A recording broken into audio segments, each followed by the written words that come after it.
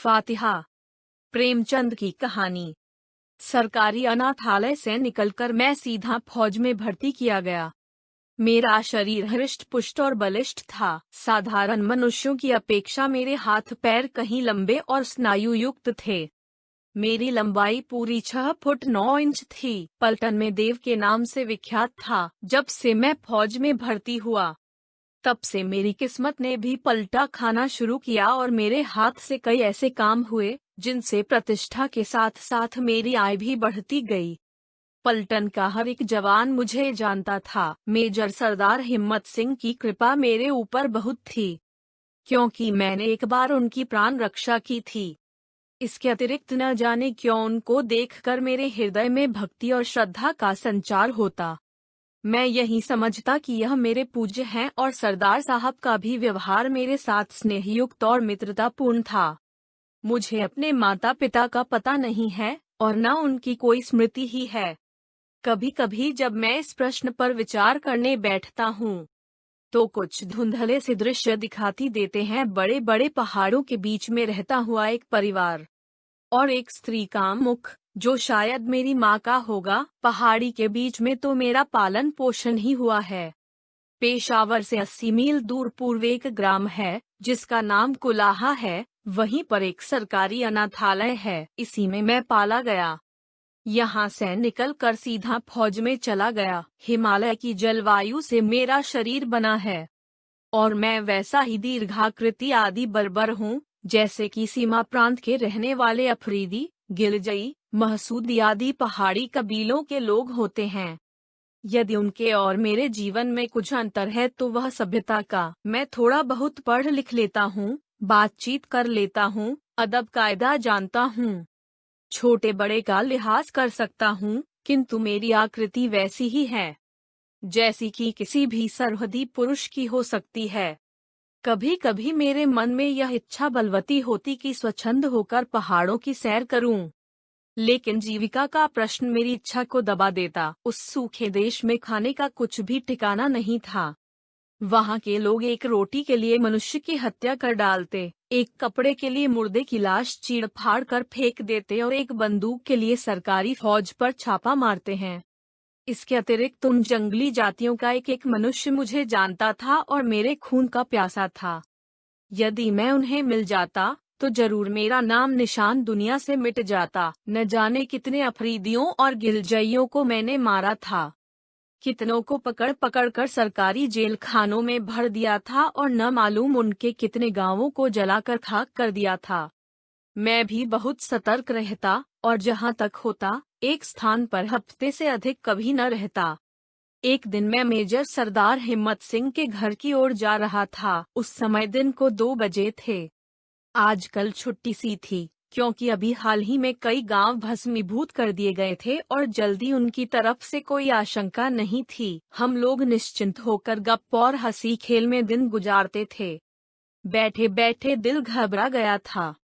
सिर्फ मन बहलाने के लिए सरदार साहब के घर की ओर चला, किंतु रास्ते में एक दुर्घटना हो गई। एक बूढ़ा अफरीदी जो अभी एक हिंदुस्तानी जवान का सिर मरोड़ देने के लिए काफी था, एक फौजी जवान से भिड़ा हुआ था। मेरे देखते देखते उसने अपनी कमर से एक तेज छुरा निकाला और उसकी छाती में घुसेड़ दिया। उस जवान के पास एक कारतूसी बंदूक थी, बस उसी के लिए यह सब लड़ाई थी। पलक मारते मारते फौजी जवान का काम तमाम हो गया और बूढ़ा बंदूक लेकर भागा। मैं उसके पीछे दौड़ा, लेकिन दौड़ने में वह इतना तेज था कि बात की बात में आंखों से ओझल हो गया। मैं भी बेतहाशा उसका पीछा कर रहा था। आखिर सरहद पर पहुंचते पहुंचते उससे 20 हाथ की दूरी पर रह गया। उसने पीछे फिर कर देखा, मैं अकेला उसका पीछा कर रहा था। उसने बंदूक का निशाना मेरी ओर साधा। मैं फौरन ही जमीन पर लेट गया और बंदूक की गोली मेरे सामने पत्थर पर लगी। उसने समझा कि मैं गोली का शिकार हो गया। वह धीरे धीरे सतर्क पदों से मेरी ओर बढ़ा। मैं सांस खींचकर लेट गया। जब वह बिल्कुल मेरे पास आ गया, शेर की तरह उछलकर मैंने उसकी गर्दन पकड़कर जमीन पर पटक दिया और छुरा निकालकर उसकी छाती में घुसेड़ दिया। अफरीदी की जीवन लीला समाप्त हो गई। इसी समय मेरी पलटन के कई लोग भी आ पहुँचे। चारों तरफ से लोग मेरी प्रशंसा करने लगे। अभी तक मैं अपने आपे में न था, लेकिन अब मेरी सुध बुध वापस आई। न मालूम क्यों उस बुढ़े को देखकर मेरा जी घबराने लगा। अभी तक न मालूम कितने ही अफरीदियों को मारा था, लेकिन कभी भी मेरा हृदय इतना घबराया न था। मैं जमीन पर बैठ गया और उस बुढ़े की ओर देखने लगा। पलटन के जवान भी पहुंच गए और मुझे घायल जानकर अनेक प्रकार के प्रश्न करने लगे। धीरे धीरे मैं उठा और चुपचाप शहर की ओर चला। सिपाही मेरे पीछे पीछे उसी बुढ़े की लाश घसीटते हुए चले। शहर के निवासियों ने मेरी जय जयकार का तांता बांध दिया। मैं चुपचाप मेजर सरदार हिम्मत सिंह के घर में घुस गया। सरदार साहब उस समय अपने खास कमरे में बैठे हुए कुछ लिख रहे थे। उन्होंने मुझे देखकर पूछा, क्यों, उस अफरीदी को मार आए? मैंने बैठते हुए कहा, जी हाँ, लेकिन सरदार साहब, न जाने क्यों मैं कुछ बुज़दिल हो गया हूँ। सरदार साहब ने आश्चर्य से कहा, असद खां और बुज़दिल, यह दोनों एक जगह होना नामुमकिन है। मैंने उठते हुए कहा, सरदार साहब, यहाँ तबीयत नहीं लगती, उठकर बाहर बरामदे में बैठिए। न मालूम क्यों मेरा दिल घबराता है। सरदार साहब उठकर मेरे पास आए और स्नेह से मेरी पीठ पर हाथ फेरते हुए कहा, असद, तुम दौड़ते दौड़ते थक गए हो और कोई बात नहीं है। अच्छा चलो बरामदे में बैठें, शाम की ठंडी हवा तुम्हें ताजा कर देगी। सरदार साहब और मैं दोनों बरामदे में जाकर कुर्सियों पर बैठ गए। शहर के चौमुहाने पर उसी वृद्ध की लाश रखी थी और उसके चारों ओर भीड़ लगी हुई थी। बरामदे में जब मुझे बैठे हुए देखा तो लोग मेरी ओर इशारा करने लगे। सरदार साहब ने यह दृश्य देखकर कहा, असद खां, देखा, लोगों की निगाह में तुम कितने ऊंचे हो। तुम्हारी वीरता को यहाँ का बच्चा बच्चा सराहता है। अब भी तुम कहते हो कि मैं बुज़दिल हूँ। मैंने मुस्करा कर कहा, जब से इस बुढ़े को मारा है, तब से मेरा दिल मुझे धिक्कार रहा है। सरदार साहब ने हंसकर कहा, क्योंकि तुमने अपने से निर्बल को मारा है। मैंने अपनी दिल जमई करते हुए कहा, मुमकिन है, ऐसा ही हो। इसी समय एक अफरीदी रमनी धीरे धीरे आकर सरदार साहब के मकान के सामने खड़ी हो गई। ज्यों ही सरदार साहब ने देखा, उनका मुंह सफेद पड़ गया। उनकी भयभीत दृष्टि उसकी ओर से फिरकर मेरी ओर हो गई।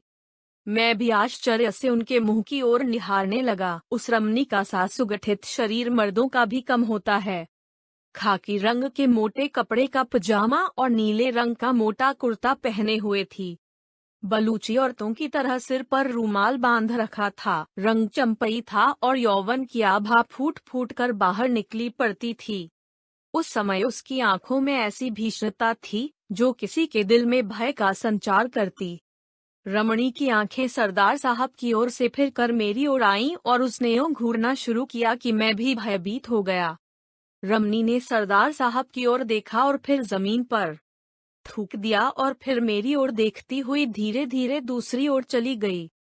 रमणी को जाते देखकर सरदार साहब की जान में जान आई। मेरे सिर पर से भी एक बोझ हट गया। मैंने सरदार साहब से पूछा, क्यों, क्या आप जानते हैं? सरदार साहब ने एक गहरी ठंडी सांस लेकर कहा, हाँ, बखूबी। एक समय था जब यह मुझ पर जान देती थी और वास्तव में अपनी जान पर खेलकर मेरी रक्षा भी की थी। लेकिन अब इसको मेरी सूरत से नफरत है। इसी ने मेरी स्त्री की हत्या की है। इसे जब कभी देखता हूँ मेरे होश हवास का फूर हो जाते हैं और वही दृश्य मेरी आंखों के सामने नाचने लगता है। मैंने भय विह्वल स्वर में पूछा, सरदार साहब, उसने मेरी ओर भी तो बड़ी भयानक दृष्टि से देखा था। न मालूम क्यों मेरे भी रोए खड़े हो गए थे। सरदार साहब ने सिर हिलाते हुए बड़ी गंभीरता से कहा, असद खां, तुम भी होशियार रहो। शायद इस बूढ़े अफरीदी से इसका संपर्क है। मुमकिन है यह उसका भाई या बाप हो। तुम्हारी और उसका देखना कोई मानी रखता है। बड़ी भयानक स्त्री है। सरदार साहब की बात सुनकर मेरी नस नस कांप उठी। मैंने बातों का सिलसिला दूसरी ओर फेरते हुए कहा, सरदार साहब, आप इसको पुलिस के हवाले क्यों नहीं कर देते? इसको फांसी हो जाएगी। सरदार साहब ने कहा, भाई असद खां, इसने मेरे प्राण बचाए थे और शायद अब भी मुझे चाहती है। इसकी कथा बहुत लंबी है, कभी अवकाश मिला तो कहूँगा। सरदार की बातों से मुझे भी कुतूहल हो रहा था। मैंने उनसे वह वृत्तांत सुनाने के लिए आग्रह करना शुरू किया। पहले तो उन्होंने टालना चाहा, पर जब मैंने बहुत जोर दिया तो विवश होकर बोले, असद, मैं तुम्हें अपना भाई समझता हूँ, इसलिए तुमसे कोई पर्दा न रखूंगा। लो सुनो। असद खां, 5 साल पहले मैं इतना वृद्ध न था जैसा कि अब दिखाई पड़ता हूँ। उस समय मेरी आयु 40 वर्ष से अधिक न थी। एक भी बाल सफेद न हुआ था और उस समय मुझ में इतना बल था कि 2 जवानों को मैं लड़ा देता। जर्मनों से मैंने मुठभेड़ की है और न मालूम कितनों को यमलोक का रास्ता बता दिया। जर्मन युद्ध के बाद मुझे यहाँ सीमा प्रांत पर काली पलटन का मेजर बनाकर भेजा गया।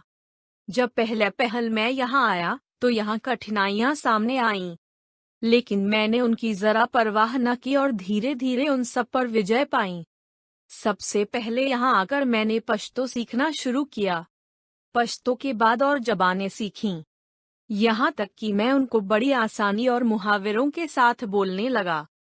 फिर इसके बाद कई आदमियों की टोलियां बनाकर देश का अंतर्भाग भी छान डाला। इस पड़ताल में कई बार मैं मरते मरते बचा, किंतु सब कठिनाइयां झेलते हुए मैं यहाँ पर सकुशल रहने लगा। उस जमाने में मेरे हाथ से ऐसे ऐसे काम हो गए जिनसे सरकार में मेरी बड़ी नामवरी और प्रतिष्ठा भी हो गई। एक बार कर्नल हैमिल्टन की मेम साहब को मैं अकेले छुड़ा लाया था और कितने ही देशी आदमियों और औरतों के प्राण मैंने बचाए हैं। यहाँ पर आने के 3 साल बाद से मेरी कहानी आरंभ होती है। एक रात को मैं अपने कैंप में लेटा हुआ था। अफरीदियों से लड़ाई हो रही थी। दिन के थके मादे सैनिक गाफिल पड़े हुए थे। कैंप में सन्नाटा था। लेटे लेटे मुझे भी नींद आ गई। जब मेरी नींद खुली तो देखा कि छाती पर एक अफरीदी, जिसकी आयु मेरी आयु से लगभग दूनी होगी, सवार है और मेरी छाती में छुरा घुसेड़ने ही वाला है। मैं पूरी तरह से उसके अधीन था। कोई भी बचने का उपाय न था, किंतु उस समय मैंने बड़े ही धैर्य से काम लिया और पश्तो भाषा में कहा, मुझे मारो नहीं, मैं सरकारी फौज में अफसर हूँ, मुझे पकड़ ले चलो, सरकार तुमको रुपया देकर मुझे छुड़ाएगी। ईश्वर की कृपा से मेरी बात उसके मन में बैठ गई। कमर से रस्सी निकालकर मेरे हाथ पैर बांधे और फिर कंधे पर बोझ की तरह लाद कर खेमे से बाहर आया। बाहर मारकाट का बाजार गर्म था। उसने एक विचित्र प्रकार से चिल्लाकर कुछ कहा और मुझे कंधे पर लादे वह जंगल की ओर भागा। यह मैं कह सकता हूँ कि उसको मेरा बोझ कुछ भी न मालूम होता था और बड़ी तेजी से भागा जा रहा था। उसके पीछे पीछे कई आदमी, जो उसी के गिरोह के थे, लूट का माल लिए हुए भागे चले आ रहे थे। प्रातःकाल हम लोग एक तालाब के पास पहुँचे। तालाब बड़े बड़े पहाड़ों से घिरा हुआ था। उसका पानी बड़ा निर्मल था और जंगली पेड़ इधर उधर उग रहे थे। तालाब के पास पहुंचकर हम सब लोग ठहरे। बुढ़े ने, जो वास्तव में उस गिरोह का सरदार था, मुझे पत्थर पर डाल दिया। मेरी कमर में बड़ी जोर से चोट लगी। ऐसा मालूम हुआ कि कोई हड्डी टूट गई है, लेकिन ईश्वर की कृपा से हड्डी टूटी न थी। सरदार ने मुझे पृथ्वी पर डालने के बाद कहा, क्यों, कितना रुपया दिलाएगा? मैंने अपनी वेदना दबाते हुए कहा, 500 रुपए। सरदार ने मुंह बिगाड़ कर कहा, नहीं, इतना कम नहीं लेगा। 2000 से 1 पैसा भी कम मिला तो तुम्हारी जान की खैर नहीं। मैंने कुछ सोचते हुए कहा, सरकार इतना रुपया काले आदमी के लिए नहीं खर्च करेगी। सरदार ने छुरा बाहर निकालते हुए कहा, तब फिर क्यों कहा था कि सरकार इनाम देगी? ले तो फिर यही मर। सरदार छुरा लिए मेरी तरफ बढ़ा। मैं घबरा कर बोला, अच्छा सरदार, मैं तुमको 2000 दिलवा दूंगा। सरदार रुक गया और बड़े जोर से हंसा। उसकी हंसी की प्रतिध्वनि ने निर्जीव पहाड़ों को भी कंपा दिया। मैंने मन ही मन कहा, बड़ा भयानक आदमी है। गिरोह के दूसरे आदमी अपनी अपनी लूट का माल सरदार के सामने रखने लगे। उसमें कई बंदूकें, कारतूस, रोटियां और कपड़े थे। मेरी भी तलाशी ली गई। मेरे पास एक 6 फायर का तमंचा था। तमंचा पाकर सरदार उछल पड़ा और उसे फिरा फिरा कर देखने लगा। वहीं पर उसी समय हिस्सा बांट शुरू हो गया। बराबर का हिस्सा लगा, लेकिन मेरा रिवाल्वर उसमें नहीं शामिल किया गया। वह सरदार साहब की खास चीज थी। थोड़ी देर विश्राम करने के बाद फिर यात्रा शुरू हुई। इस बार मेरे पैर खोल दिए गए और साथ साथ चलने को कहा। मेरी आंखों पर पट्टी भी बांध दी गई ताकि मैं रास्ता न देख सकूं। मेरे हाथ रस्सी से बंधे हुए थे और उसका एक सिरा एक अफरीदी के हाथ में था। चलते चलते मेरे पैर दुखने लगे, लेकिन उनकी मंजिल पूरी न हुई। सिर पर जेठ का सूरज चमक रहा था, पैर जले जा रहे थे, प्यास से गला सूखा जा रहा था, लेकिन वे बराबर चले जा रहे थे। वे आपस में बातें करते जाते थे, लेकिन अब मैं उनकी एक बात भी न समझ पाता। कभी कभी एक आध शब्द तो समझ जाता, लेकिन बहुत अंशों में मैं कुछ भी न समझ पाता था। वे लोग इस समय अपनी विजय पर प्रसन्न थे और एक अफरीदी ने अपनी भाषा में एक गीत गाना शुरू किया। गीत बड़ा ही अच्छा था। असद खां ने पूछा, सरदार साहब, वह गीत क्या था? सरदार साहब ने कहा, उस गीत का भाव याद है। भाव यह है कि एक अफरीदी जा रहा है, उसकी स्त्री कहती है, कहाँ जाते हो? युवक उत्तर देता है, जाते हैं तुम्हारे लिए रोटी और कपड़ा लाने। स्त्री पूछती है, और कुछ अपने बच्चों के लिए नहीं लाओगे? युवक उत्तर देता है, बच्चे के लिए बंदूक लाऊंगा, ताकि वह जब बड़ा हो तो वह भी लड़े और अपनी प्रेमिका के लिए रोटी और कपड़ा ला सके। स्त्री कहती है, यह कहो, कब आओगे? युवक उत्तर देता है, आऊंगा तभी जब कुछ जीत लाऊंगा, नहीं तो वहीं मर जाऊंगा। स्त्री कहती है, शाबाश, जाओ, तुम वीर हो, तुम जरूर सफल होगे। गीत सुनकर मैं मुग्ध हो गया। गीत समाप्त होते होते हम लोग भी रुक गए। मेरी आंखें खोली गईं। सामने बड़ा सा मैदान था और चारों ओर गुफाएं बनी हुई थीं, जो उन्हीं लोगों के रहने की जगह थी। फिर मेरी तलाशी ली गई और इस दफे सब कपड़े उतरवा लिए गए, केवल पजामा रह गया। सामने एक बड़ा सा शिलाखंड रखा हुआ था। सब लोगों ने मिलकर उसे हटाया और मुझे उसी ओर ले चले। मेरी आत्मा कांप उठी। यह तो जिंदा कब्र में डाल देंगे। मैंने बड़ी ही वेदनापूर्ण दृष्टि से सरदार की ओर देखकर कहा, सरदार, सरकार तुम्हें रुपया देगी, मुझे मारो नहीं। सरदार ने हंसकर कहा, तुम्हें मारता कौन है? कैद किया जाता है, इस घर में बंद रहोगे। जब रुपया आ जाएगा छोड़ दिए जाओगे। सरदार की बात सुनकर मेरे प्राण में प्राण आए। सरदार ने मेरी पॉकेटबुक और पेंसिल सामने रखते हुए कहा, लो, इसमें लिख दो, अगर एक पैसा भी कमाया तो तुम्हारी जान की खैर नहीं। मैंने कमिश्नर साहब के नाम एक पत्र लिखकर दे दिया। उन लोगों ने मुझे उसी अंधकूप में लटका दिया और रस्सी खींच ली। सरदार साहब ने एक लंबी सांस ली और कहना शुरू किया, असद खां, जिस समय मैं उस कुएं में लटकाया जा रहा था, मेरी अंतरात्मा कांप रही थी। नीचे घटाटोप अंधकार की जगह हल्की चांदनी छाई हुई थी। भीतर से गुफा न बहुत छोटी और न बहुत बड़ी थी। फर्श खुरदरा था। ऐसा मालूम होता था कि बरसों यहाँ पर पानी की धारा गिरी है और यह गड्ढा तब जाकर तैयार हुआ है।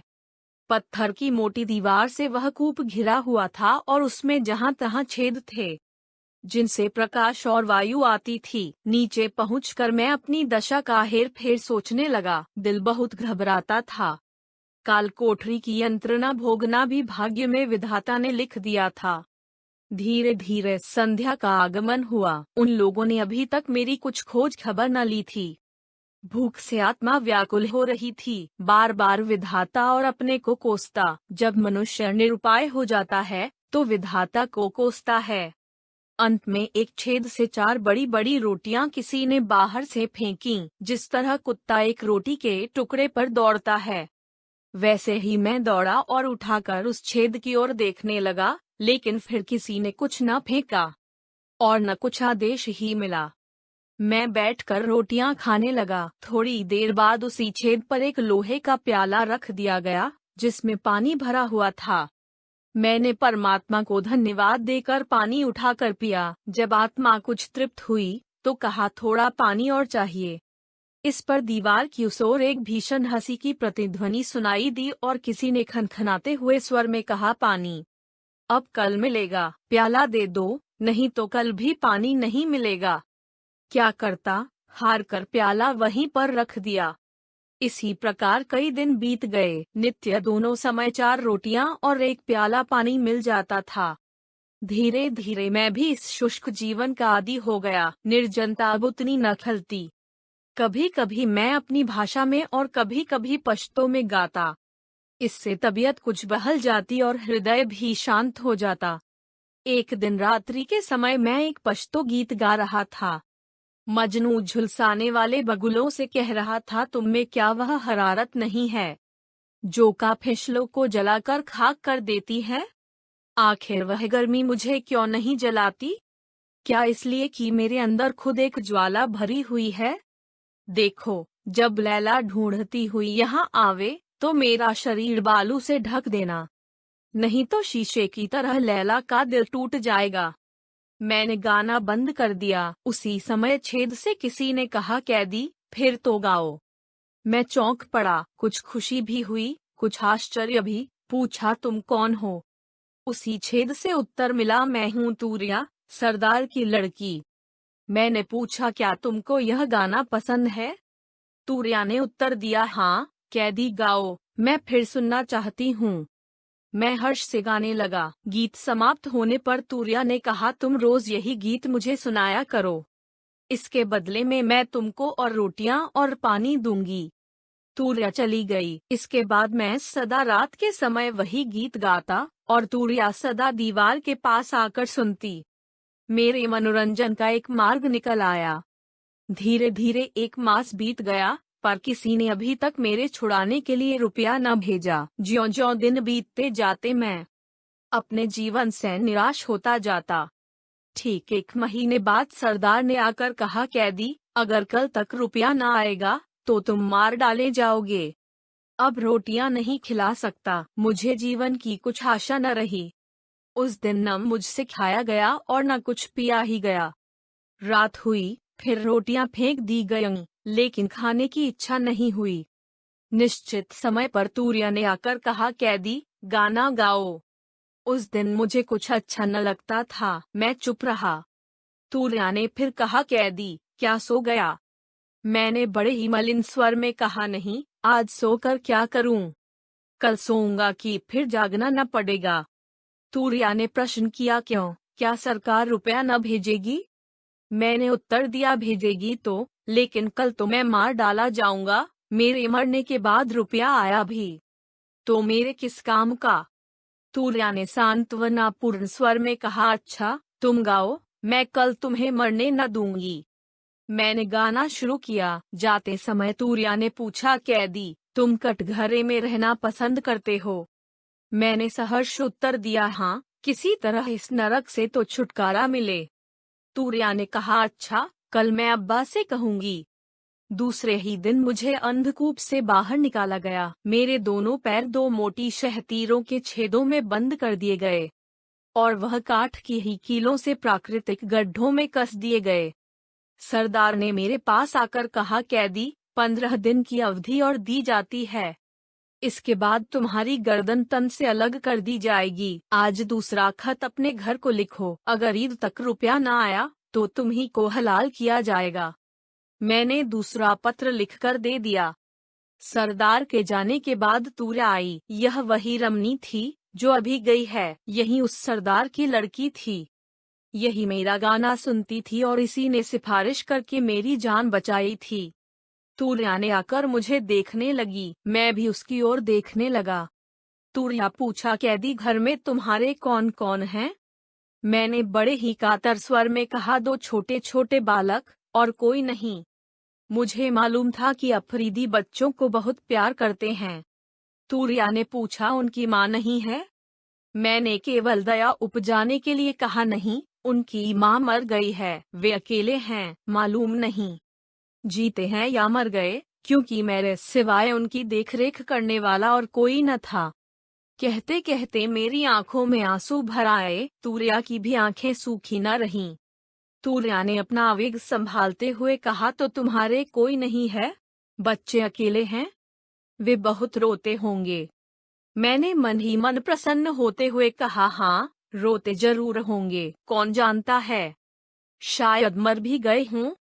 तूर्या ने बात काट कर कहा, नहीं, अभी मरे न होंगे। अच्छा, तुम रहते कहाँ हो? मैं जाकर पता लगाऊंगी। मैंने अपने घर का पता बता दिया। उसने कहा, उस जगह तो मैं कई बार हो आई हूँ। बाजार से सौदा लेने मैं अक्सर जाती हूँ। अब जाऊंगी तो तुम्हारे बच्चों की भी खबर ले आऊंगी। मैंने शंकित हृदय से पूछा, कब जाओगी? उसने कुछ सोचकर कहा, उस जुमेरात को जाऊंगी। अच्छा, तुम वही गीत गाओ। मैंने आज बड़ी उमंग और उत्साह से गाना शुरू किया। मैंने आज देखा कि उसका असर तूर्या पर कैसा पड़ता है।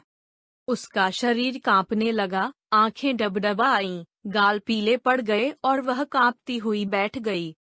उसकी दशा देखकर मैंने दूने उत्साह से गाना शुरू किया और अंत में कहा, तूर्या, अगर मैं मारा जाऊं तो मेरे बच्चों को मेरे मरने की खबर देना। मेरी बात का पूरा असर पड़ा। तूर्या ने भर्राए हुए स्वर में कहा, कैदी, तुम मरोगे नहीं।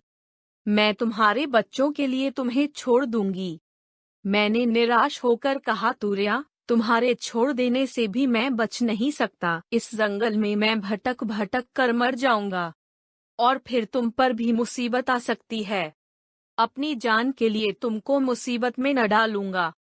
तूर्या ने कहा, मेरे लिए तुम चिंता न करो, मेरे ऊपर कोई शक न करेगा। मैं सरदार की लड़की हूँ, जो कहूंगी वही सब मान लेंगे। लेकिन क्या तुम जाकर रुपया भेज दोगे? मैंने प्रसन्न होकर कहा, हाँ तूर्या, मैं रुपया भेज दूंगा। तूर्या ने जाते हुए कहा, तो मैं भी तुम्हें छुटकारा दिला दूंगी। इस घटना के बाद तूर्या सदैव मेरे बच्चों के संबंध में बातें करती। असद खां, सचमुच इन अफरीदियों को बच्चे बहुत प्यारे होते हैं। विधाता ने यदि उन्हें बर्बर हिंसक पशु बनाया है, तो मनुष्योचित प्रकृति से वंचित भी नहीं रखा है। आखिर जुमेरात आई और अभी तक सरदार वापस न आया, न कोई उस गिरोह का आदमी ही वापस आया। उस दिन संध्या समय तूर्या ने आकर कहा, कैदी, अब मैं नहीं जा सकती, क्योंकि मेरा पिता अभी तक नहीं आया। यदि कल भी ना आया तो मैं तुम्हें रात को छोड़ दूंगी। तुम अपने बच्चों के पास जाना, लेकिन देखो, रुपया भेजना न भूलना। मैं तुम पर विश्वास करती हूँ। मैंने उस दिन बड़े उत्साह से गाना गाया। आधी रात तक तूर्या सुनती रही, फिर सोने चली गई। मैं भी ईश्वर से मनाता रहा कि कल और सरदार ना आए। काठ में बंधे बंधे मेरा पैर बिल्कुल निकम्मा हो गया था। तमाम शरीर दुख रहा था। इससे तो मैं काल कोठरी में ही अच्छा था, क्योंकि वहाँ हाथ पैर तो हिला डुला सकता था। दूसरे दिन भी गिरोह वापस न आया। उस दिन तूर्या बहुत चिंतित थी। शाम को आकर तूर्या ने मेरे पैर खोलकर कहा, कैदी, अब तुम जाओ। चलो, मैं तुम्हें थोड़ी दूर पहुंचा दूं। थोड़ी देर तक मैं अवश्य लेटा रहा। धीरे धीरे मेरे पैरे ठीक हुए और ईश्वर को धन्यवाद देता हुआ मैं तूर्या के साथ चल दिया। तूर्या को प्रसन्न करने के लिए मैं रास्ते भर गीत गाता आया। तूर्या बार बार सुनती और बार बार रोती। आधी रात के करीब मैं तालाब के पास पहुंचा। वहां पहुंचकर तूर्या ने कहा, सीधे चले जाओ, तुम पेशावर पहुंच जाओगे। देखो, होशियारी से जाना, नहीं तो कोई तुम्हें अपनी गोली का शिकार बना डालेगा। यह लो, तुम्हारे कपड़े हैं, लेकिन रुपया जरूर भेज देना। तुम्हारी जमानत मैं लूंगी।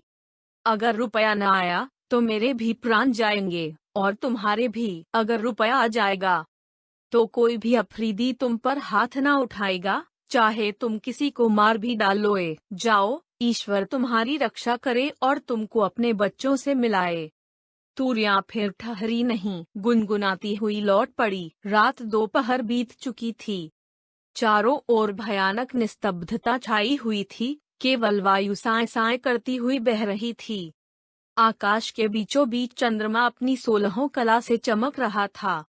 तालाब के तट पर रुकना सुरक्षित न था। मैं धीरे धीरे दक्षिण की ओर बढ़ा, बार बार चारों ओर देखता जाता था।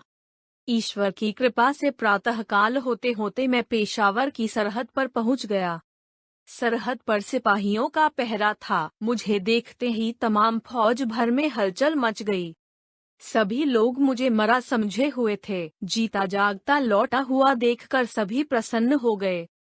कर्नल हैमिल्टन साहब भी समाचार पाकर उसी समय मिलने आए और सब हाल पूछकर कहा, मेजर साहब, मैं आपको मरा हुआ समझता था। मेरे पास तुम्हारे 2 पत्र आए थे, लेकिन मुझे स्वप्न में भी विश्वास न हुआ था कि ये तुम्हारे लिखे हुए हैं। मैं तो उन्हें जाली समझता था। ईश्वर को धन्यवाद है कि तुम जीते बचकर आ गए। मैंने कर्नल साहब को धन्यवाद दिया और मन ही मन कहा, काले आदमी का लिखा हुआ जाली था और कहीं अगर गोरा आदमी लिखता तो 2 की कौन कहे 4000 रुपया पहुंच जाता, कितने ही गांव जला दिए जाते और न जाने क्या क्या होता। मैं चुपचाप अपने घर आया। बाल बच्चों को पाकर आत्मा संतुष्ट हुई। उसी दिन एक विश्वासी अनुचर के द्वारा 2000 रुपये तूर्या के पास भेज दिया। सरदार ने एक ठंडी सांस लेकर कहा, असद खां, अभी मेरी कहानी समाप्त नहीं हुई। अभी तो दुखांत भाग अवशेष ही है। यहाँ आकर मैं धीरे धीरे अपनी सब मुसीबतें भूल गया, लेकिन तूर्या को न भूल सका। तूर्या की कृपा से ही मैं अपनी स्त्री और बच्चों से मिल पाया था। यही नहीं, जीवन भी पाया था। फिर भला मैं उसे कैसे भूल जाता। महीनों और सालों बीत गए। मैंने तूर्या को और न उसके बाप को ही देखा। तूर्या ने आने के लिए कहा भी, लेकिन वह आई नहीं। वहां से आकर मैंने अपनी स्त्री को उसके मायके भेज दिया था, क्योंकि ख्याल था कि शायद तूर्या आए तो फिर मैं झूठा बनूंगा। लेकिन जब 3 साल बीत गए और तूर्या न आई, तो मैं निश्चिंत हो गया और स्त्री को मायके से बुला लिया। हम लोग सुखपूर्वक दिन काट रहे थे कि अचानक फिर दुर्दशा की घड़ी आई। एक दिन संध्या के समय इसी बरामदे में बैठा हुआ अपनी स्त्री से बातें कर रहा था कि किसी ने बाहर का दरवाजा खटखटाया। नौकर ने दरवाजा खोल दिया और बेधड़क जीना चढ़ती हुई एक काबुली औरत ऊपर चली आई। उसने बरामदे में आकर विशुद्ध पश्तो भाषा में पूछा, सरदार साहब कहाँ हैं? मैंने कमरे के भीतर आकर पूछा, तुम कौन हो, क्या चाहती हो? उसी स्त्री ने कुछ मूंगे निकालते हुए कहा, यह मूंगे मैं बेचने के लिए आई हूँ, खरीदिएगा? यह कहकर उसने बड़े बड़े मूंगे निकालकर मेज पर रख दिए। मेरी स्त्री भी मेरे साथ कमरे के भीतर आई थी। वह मूंगे उठाकर देखने लगी। उसी काबुली स्त्री ने पूछा, सरदार साहब, यह कौन है आपकी? मैंने उत्तर दिया, मेरी स्त्री है। और कौन है? काबुली स्त्री ने कहा, आपकी स्त्री तो मर चुकी थी, क्या आपने दूसरा विवाह किया है? मैंने रोषपूर्ण स्वर में कहा, चुप बेवकूफ कहीं की, तू मर गई होगी। मेरी स्त्री पश्तो नहीं जानती थी। वह तन्मय होकर मूंगे देख रही थी, किंतु मेरी बात सुनकर न मालूम क्यों काबुली औरत की आंखें चमकने लगीं। उसने बड़े ही तीव्र स्वर में कहा, हाँ, बेवकूफ न होती तो तुम्हें छोड़ कैसे देती? दोजखी पिल्ले, मुझसे झूठ बोला। ले, अगर तेरी स्त्री न मरी थी तो अब मर गई। कहते कहते शेरनी की तरह लपक कर उसने एक तेज छुरा मेरी स्त्री की छाती में घुसेड़ दिया। मैं उसे रोकने के लिए आगे बढ़ा, लेकिन वह कूदकर आंगन में चली गई और बोली, अब पहचान ले, मैं तूर्या हूँ। मैं आज तेरे घर में रहने के लिए आई थी। मैं तुझसे विवाह करती और तेरी होकर रहती। तेरे लिए मैंने बाप, घर, सब कुछ छोड़ दिया था, लेकिन तू झूठा है, मक्कार है। तू अब अपनी बीवी के नाम को रो। मैं आज से तेरे नाम को रोऊंगी। यह कहकर वह तेजी से नीचे चली गई। अब मैं अपनी स्त्री के पास पहुंचा। छुरा ठीक हृदय में लगा था। एक ही वार ने उसका काम तमाम कर दिया था। डॉक्टर बुलवाया, लेकिन वह मर चुकी थी।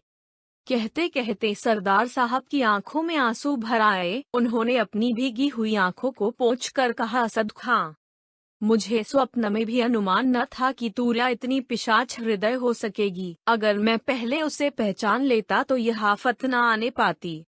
लेकिन कमरे में अंधकार था और इसके अतिरिक्त मैं उसकी ओर से निराश हो चुका था। तब से फिर कभी तूर्या नहीं आई। अब जब कभी मुझे देखती है तो मेरी ओर देखकर नागिन की भांति फुफकारती हुई चली जाती है। इसे देखकर मेरा हृदय कांपने लगता है और मैं अवश हो जाता हूँ। कई बार कोशिश की मैं इसे पकड़वा दूं, लेकिन उसे देखकर मैं बिल्कुल निकम्मा हो जाता हूँ। हाथ पैर बेकाबू हो जाते हैं, मेरी सारी वीरता हवा हो जाती है। यही नहीं, तूर्या का मोह अब भी मेरे ऊपर है। मेरे बच्चों को हमेशा वह कोई न कोई बहुमूल्य चीज दे जाती है। जिस दिन बच्चे उसे नहीं मिलते दरवाजे के भीतर फेंक जाती है। उनमें एक कागज का टुकड़ा बंधा होता है जिसमें लिखा रहता है, सरदार साहब के बच्चों के लिए। मैं अभी तक इस स्त्री को नहीं समझ पाया। जितना ही समझने का यत्न करता हूँ, उतनी ही याद कठिन होती जाती है। नहीं समझ में आता कि यह मानवी है या राक्षसी। इसी समय सरदार साहब के लड़के ने आकर कहा, देखिए, वही औरत यह सोने का तावीज दे गई है।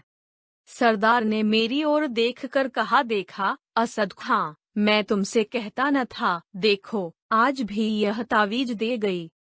न मालूम कितने ही तावीज और कितनी ही दूसरी चीजें अर्जुन और निहाल को दे गई होगी।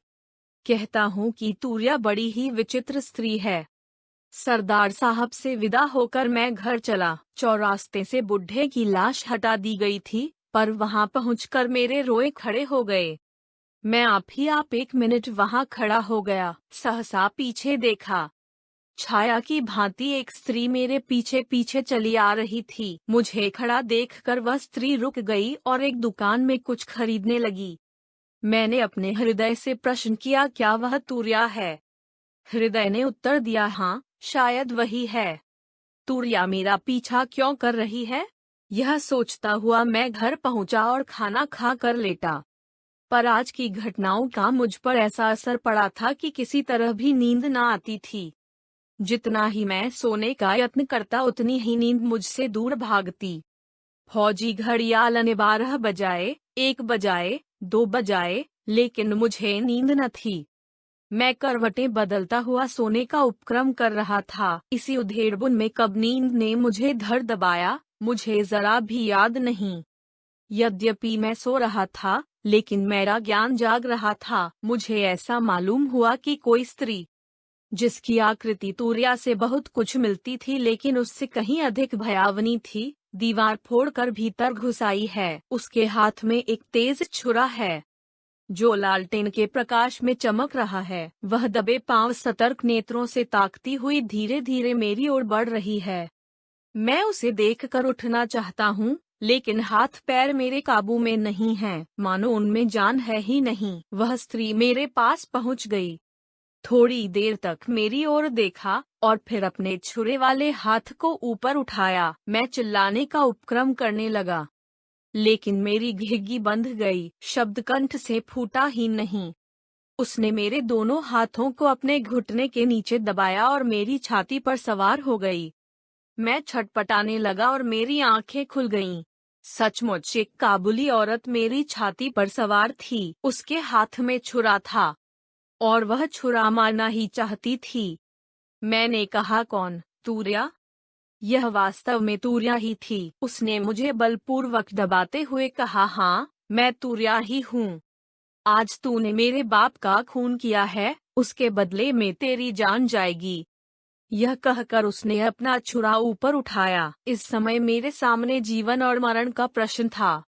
जीवन की लालसा ने मुझ में साहस का संचार किया। मैं मरने के लिए तैयार न था। मेरे अरमान और उमंगें अब भी बाकी थीं। मैंने बलपूर्वक अपना दाहिना हाथ छुड़ाने का प्रयत्न किया और एक ही झटके में मेरा हाथ छूट गया। मैंने अपनी पूरी ताकत से तूर्या का छुरा वाला हाथ पकड़ लिया। न मालूम क्यों तूर्या ने कुछ भी विरोध न किया।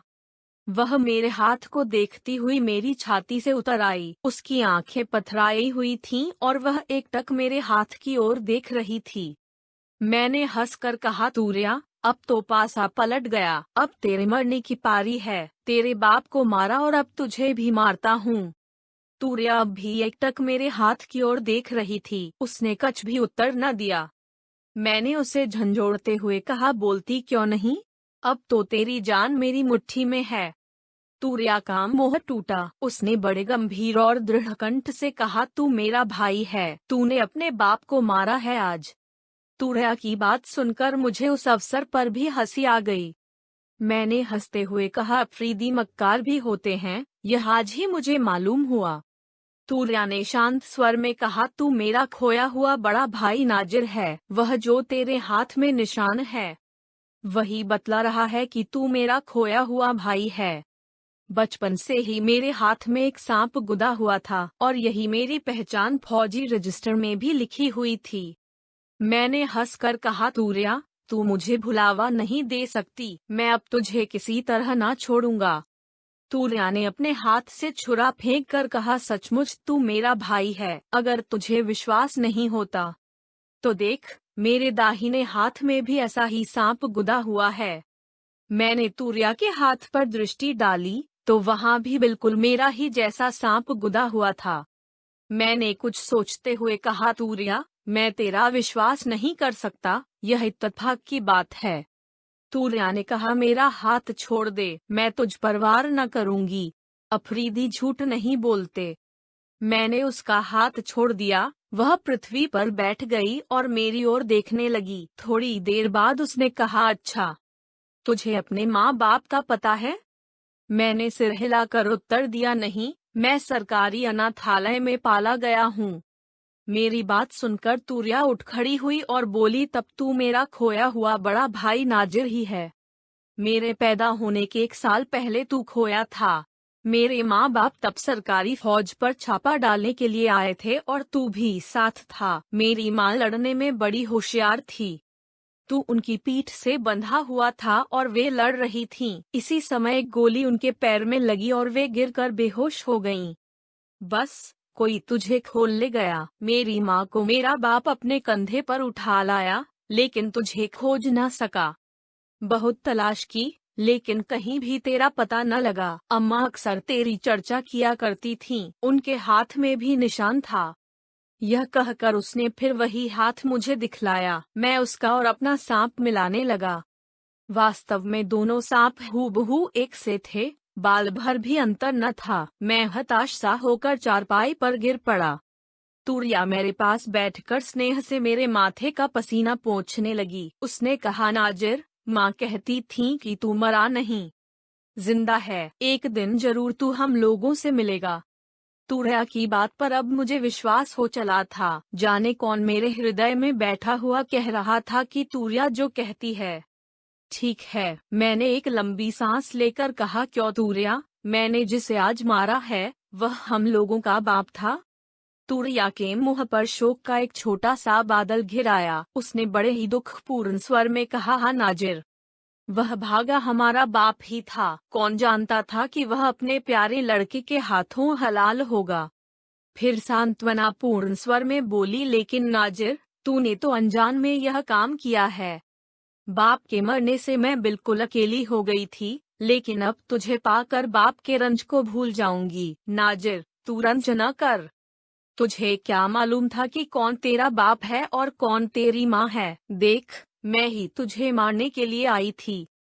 तुझे मार डालती, लेकिन खुदा की मेहरबानी से मैंने अपना खानदानी निशान देख लिया। खुदा की ऐसी ही मर्जी थी। तूर्या से मालूम हुआ कि मेरे बाप का नाम हैदर खान था, जो अफरीदियों के एक गिरोह का सरदार था। मैंने सरदार हिम्मत सिंह के संबंध में भी तूर्या से बातें की तो मालूम हुआ कि तूर्या सरदार साहब को प्यार करने लगी थी। वह हमारे बाप से लड़ भिड़ कर सरदार साहब से निकाह करने आई थी, लेकिन वहां इनकी स्त्री को पाकर वह ईर्ष्या और क्रोध से पागल हो गई और उसने उनकी स्त्री की हत्या कर डाली। काबुली औरत के भेष में जाकर वह कुछ मजाक करना चाहती थी, लेकिन घटनाचक्र उसे दूसरी ओर ले गया। मैंने सरदार साहब की दशा का वर्णन किया। सुनकर वह कुछ सोचती रही और फिर कहा, नहीं, वह आदमी झूठा और दगाबाज है। मैं उससे निकाह नहीं करूंगी, लेकिन तेरी खातिर अब सब भूल जाऊंगी। कल उनके बच्चों को ले आना, मैं प्यार करूंगी।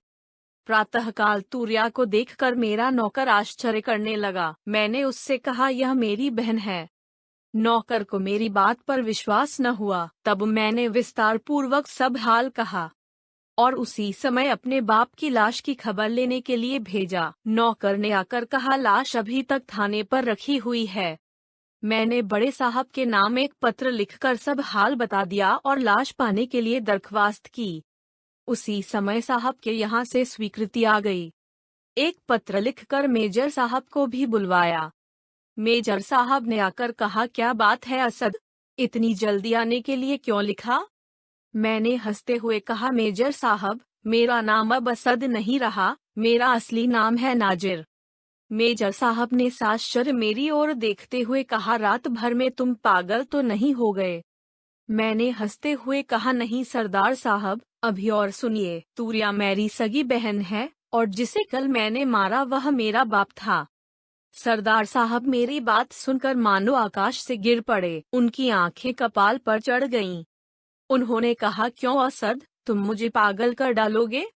मैंने सरदार साहब का हाथ पकड़कर कहा, आइए, तूरिया के मुंह से ही सब हाल सुन लीजिए। तूरिया मेरे यहाँ बैठी हुई आपकी प्रतीक्षा कर रही है।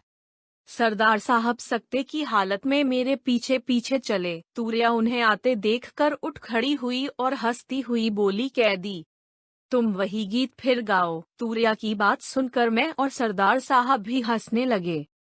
सरदार साहब को बैठाकर मैंने विस्तार पूर्वक सब हाल कहा। कहानी सुनकर सरदार साहब ने मुझसे कहा, नाजिर, अब तुम्हें नाजिर ही कहूँगा। तूरिया को मैं तुमसे मांगता हूँ, मैं इसके साथ विवाह करूँगा। मैंने हंसकर कहा, लेकिन आप हिंदू हैं और हम लोग मुसलमान। सरदार साहब ने हंसकर कहा, पलटनियों की कोई जाति पाति नहीं होती है।